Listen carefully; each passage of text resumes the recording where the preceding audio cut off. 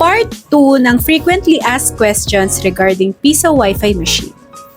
Pwede po ba walang internet o niloloadan po yan? So, ang package po natin ay wala pang kasamang internet. So, kailangan nyo po munang magpakabit ng internet connection. So, pwede po yung PLDT, Converge, Globe. Kung hindi naman po kayo abot ng internet na fiber, ay gumagana rin po siya sa Starlink. Kung hindi naman po kaya ng budget yung Starlink, ay pwede po yung mga SIM-based na modem po natin. Pero, i-expect na lang po natin na yung magiging performance po ng ating Piso Wi-Fi ay depende po sa inyong internet connection.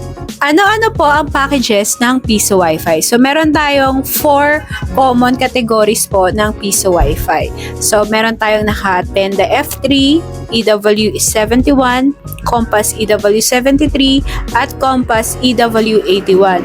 So, yung mga packages po na ito is same yung kanilang inclusion, same din yung machine nila. Ang pinagkaiba lang po nila is yung antenna na kasama po. And sa antenna naman po, nakadepende yung range po ng inyong Piso Wi-Fi signal.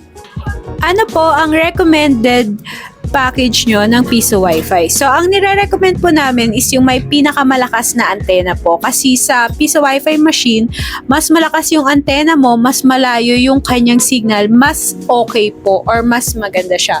So, sa apat na variation po namin, ang pinakabago po at yung pinakamalakas na variation is yung naka-Compass EW81.